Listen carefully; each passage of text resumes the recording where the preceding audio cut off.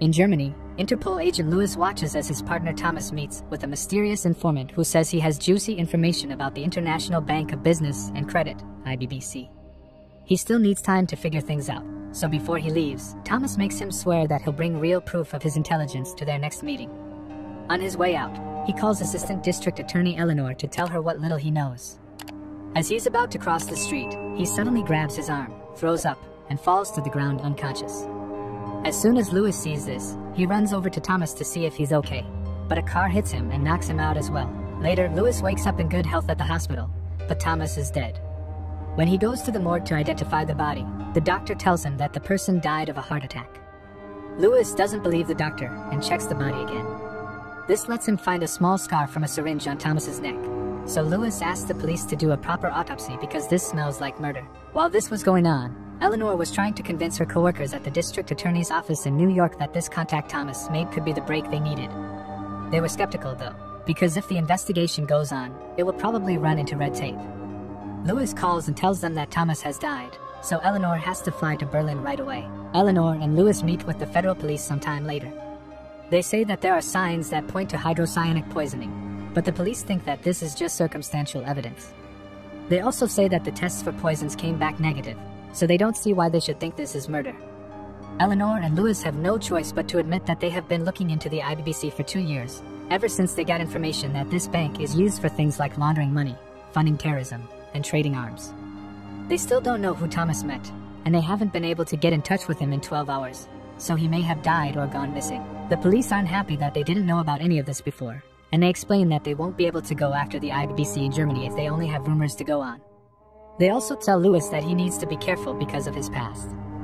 On the way back to the hotel, Eleanor asks Lewis what he did in the past to get such a warning, but Lewis won't say. Wexler, an IBBC executive, meets with the consultant in the Berlin Museum to give him some big news. Italian prime ministerial candidate and arms manufacturer Calvini have cancelled his deal with the bank, so the consultant must take care of him. Later, Lewis checks the news and learns that Clement, IBBC's senior vice president of acquisitions, died in a mysterious car crash. The next morning, Lewis's boss, Victor, finds him in the office early and surrounded by research. This is at the Interpol headquarters in France. Lewis is sure that Clement told on Thomas and was killed for it because the times on the gendarmerie's accident report don't match up with what Jonas, the head of the IBBC, said. Victor tells Lewis that he is no longer a cop and won't let him go to Luxembourg to talk to Jonas and catch him in a lie. Lewis changes his mind when he realizes that the IBBC can't do anything because international law is so complicated. He is allowed to go to the IBBC offices, where he sees Jonas and Wexler, but they don't pay any attention to him.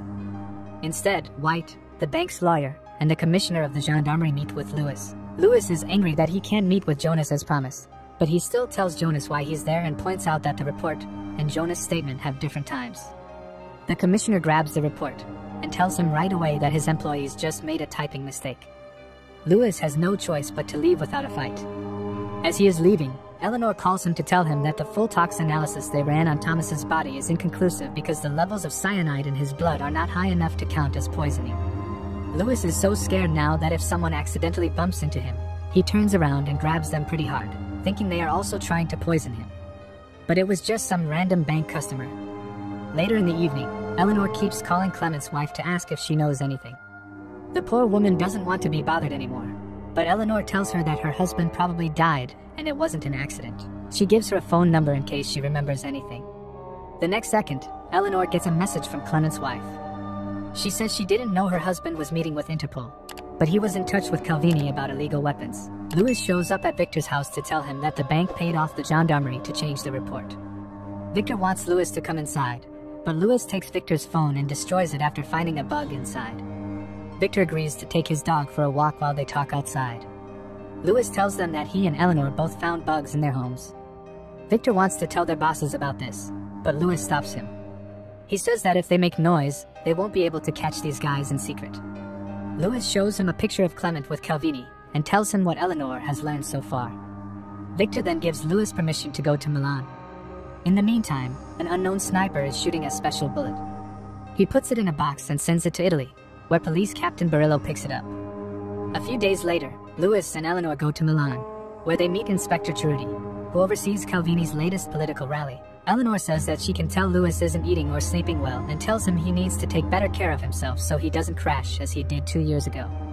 Eleanor knows this because she finally called the yard and found out that Louis had left after he tried to look into the IBBC there. His witness was a joke, the case fell apart, and Louis, who was angry, lost it and attacked an assistant commissioner. Louis says that the official story isn't true. His witness was reliable, but all of a sudden, his AC told him to let him go. 3 days later, the witness and his family died in a car accident. When Louis and Eleanor finally meet Calvini, they are told that everything they say is private. Calvini says that Jonas is trying to make the IBBC the only company that sells small Chinese arms to the third world, and that the missile deal they were trying to get from Calvini is the first step. Louis isn't sure how much money the bank is making from this, so Calvini has to explain that this isn't about money, it's about control. They don't want to control the conflict itself, they want to control the debt that the conflict creates. This is the core of the banking industry. If you control the debt, you control everything, even the nations themselves. A young sniper hid in a hotel across the street from the rally. When his 1-minute timer went off, he shot at Calvini, but the shot missed.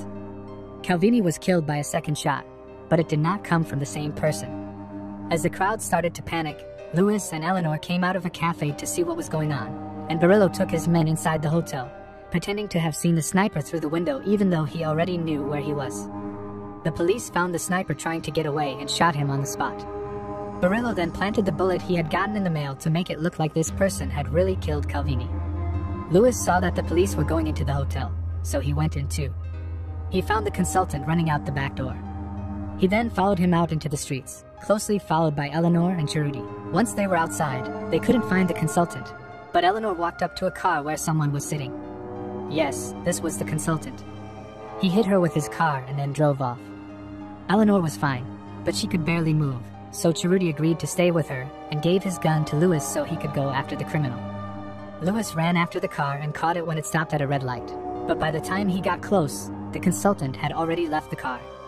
While this was going on, Jonas was trying to sell more weapons to an RFF general when the general's secretary stopped him because he had to go somewhere else. White and Wexler told Jonas that Calvini had died. They said that they should wait until the police had finished their investigation before talking to Calvini's sons about the missiles deal, but Jonas didn't agree. He didn't want to risk any problems with the sale, so they should talk to the sons now. If their father hadn't been in the way, they would have jumped on the deal. Cerruti talked to Eleanor and Louis about the clues he had found so far in the evening. The sniper who was killed was a member of the Red Brigade, and the person they were following was driving a car that had been stolen. They couldn't find lift prints, fibers, or residue, and no one had seen him leave, so the Red Brigade was blamed for the murder. Louis didn't believe it and thought the man had been set up, so he talked Cerruti into letting him and Eleanor look around the crime scene. By putting 2 flag sticks in the holes left by the bullets in a column, they were able to figure out where the bullets were coming from. Then, Louis looked through the holes and saw that one came from the room where they found and killed the sniper, but the other came from the roof of the hotel. Louis and Eleanor went up to the roof and saw that there was a lot of room for a sniper to hide. Louis thought it could have been time because the dead sniper was carrying a stopwatch, but Eleanor pointed out a problem. 2 bullet casings had been found in the room, and ballistics showed that they were from the same gun. There was no way to explain where the second bullet came from or where the third bullet was. Louis didn't know what to do until he found a puddle. He sent a special team with a special machine to drain the water and found a footprint that looked very familiar. When they got back to the office, Louis showed Eleanor and Cerruti a picture of the same footprint from the crime scene where a former IMF executive director had been killed last year.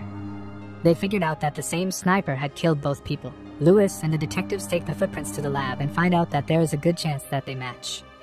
They also find out that the tread pattern is from a shoe made for a metal leg brace that was made just for that shoe. Before they can go any further, Barillo shows up and tells Louis and Eleanor that they have to leave the country because this is his investigation. Cerruti can't do anything to help because Barillo has permission from Interpol's higher-ups. Later, at the airport, Eleanor sees a metal detector and realizes that if the second sniper had left the country, the security cameras should have caught him taking off the metal leg brace to pass the inspection. Cerruti uses his police power to talk to the airport guards and get access to the recordings. But the consultant is hard to see because he knows where the cameras are and always turns his face away. A worker at the airport checks the flight logs and sees that the man has already left the country and is in New York. Louis and Eleanor also go to New York, where detectives Ward and Ornelas are sent to help them by an NYPD captain. They have a video of the consultant going through customs, which finally lets them see his face, and the ID he used is tied to a dead address. They think he lives in the city though, because a man from FBI Impressions called and said that the footprints match and that the braced tread pattern is unique to shoes made in New York, and they know the name of the doctor who sells those shoes. Eleanor goes back to work to calm down her boss, who thinks she is playing with fire. Lewis and the detectives go to see Dr. Isaacson. He won't help until Lewis tells him that one of his patients has killed other doctors and that he could be next. Isaacson agrees to let them look at his files, but when he is shown a picture of the consultant, he doesn't know who it is. In the meantime, Wexler and the others call Jonas and tell him that Lewis and Eleanor are on the right track. Jonas doesn't want to stop talking to the Calvini brothers, so he agrees that the best way to get Interpol off their backs is to get rid of the consultant. After working all night, Ward finds a file for someone named Gabriel Hansen. Isaacson doesn't know Gabriel Hansen because he was a patient Isaacsson's associate took care of. This file is very suspicious because the address is a P.O. box. He always paid cash. There are no diagnostic pictures, and the phone number is for a deadline. There are also GT letters written next to each visit log. Isaacson explains that this means they called a Go taxi for the guy because they had a kickback account with the company. They took all of these leads to the police station, where they were given an address. Lewis called Eleanor to tell her about the lead while they were on their way to check it out. Eleanor asked him to hurry because her boss had said that if they didn't find anything soon, the case would be closed. When Lewis and the detectives went to the address where the cabs dropped off the consultant every time he went to the doctor, they found an empty lot. While they were deciding what to do next, Ornelas crossed the street to get breakfast and saw the consultant walking by. He told his partners right away, and they started following him through the streets. They saw that the consultant stopped at a public phone to get a message about where his next meeting was going to be, which turned out to be the Guggenheim Museum. The group of three, the consultant sitting next to Wexler, is someone Lewis knows from his time at the IBBC. But neither Lewis nor Wexler can hear what they are saying. The consultant thinks he will be killed soon, but Wexler tells him to kill Lewis instead. When their little meeting is over, Ornelas follows Wexler as he leaves, and Lewis and Ward keep an eye on the consultant. Unfortunately, the reflection of a museum decoration gives them away, and the two have to come out to make the arrest. The consultant tells them that they won't be able to take him away, and just as he said they would, a group of IBBC thugs show up and shoot both the consultant and Ward.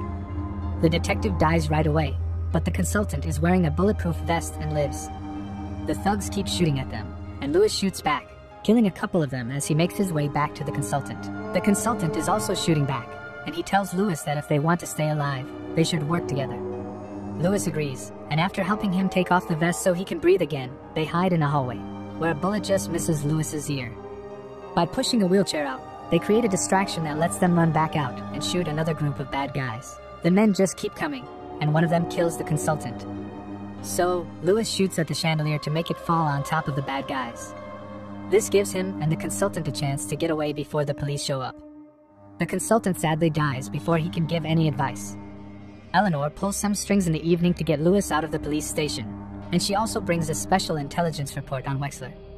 After avoiding some cars that tried to stop them from leaving, Eleanor took Lewis to Ornelas station, where he was keeping Wexler locked in an office. Lewis talks to him and tells him that he knows Wexler used to fight for communist ideals, but that he got caught up in the system's web of corruption. He also thinks Lewis's idea of justice is a lie because the IBBC has contacts everywhere. If you try to bring them to justice, they'll just pay off the police and judges. The only way to stop them for good is to do things that are against the law. Lewis tells Eleanor to leave the case before they get to her too. He knows that Wexler also wants revenge. He will take care of these criminals from the shadows, and he wants Eleanor to tell everyone that he escaped from jail. Because of his past, this will be easy to believe. Later, in Italy, after Lewis tells them that the bank killed their father, the Calvini brothers cancel their meeting with the IBBC. White and his team are kicked out of the Calvini offices. White calls Jonas to tell him what happened, but Jonas never makes it back to the city. Since the police can't find the car or its driver, they think the Calvini brothers are trying to tell them something. Wexler says that they could pay Sunni, who sells to the Israeli government, a lot of money to keep him quiet if they sold him their old, broken missiles. Jonas gives his approval to the plan, and Wexler sets up the meeting with Sunni. He then calls Lewis to tell him what's going on. The next day, while Jonas waited for Sunni in a cemetery in Istanbul, Wexler pretended to have to go to the bathroom and secretly met with Lewis to give him a tape recorder with a radio connected to a hidden bug Wexler had put on Jonas' jacket. Lewis had to record the part where Jonas told Sunni about the bad missiles, so they could show it to all the IBBC's clients and prove they were a scam. This would cause everyone to cancel their orders, which would cause the bank to fail. When Suni got there, Jonas asked him to go with him to the catacombs so they could talk privately. Lewis had been watching them from a safe distance, but when the men went down into the tunnels, the signals started to go out. Lewis had to follow them while Wexler waited outside and was approached by a mysterious person. Lewis was able to hide behind some columns in the tunnels for a while and listen in as the men talked about how to get the weapons to the right place. But before they could talk about the bad missiles, Lewis ran into a group of bats, which alerted the guards to his presence. He was kicked out before he could record the most important part. By the time Jonas and Suni came out, their meeting was over, and they were on their way home. Jonas goes up to Wexler, but when he gets close, he finds that he is dead. Instead of leaving in his car, he decides to go outside and hide in the crowd. Lewis also goes up to Wexler. He takes the gun that Wexler had hidden in his clothes and then goes after Jonas. When Jonas sees Lewis coming, he tries to get away by running on the roofs. When Jonas gets stuck, he tells Lewis that it's pointless to kill him because someone else will take his place, and the IBBC will keep going.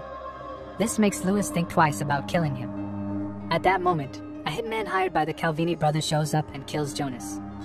He thanks Lewis for making his job easier. Lewis is shocked and doesn't know what to do now that his investigation has turned up nothing.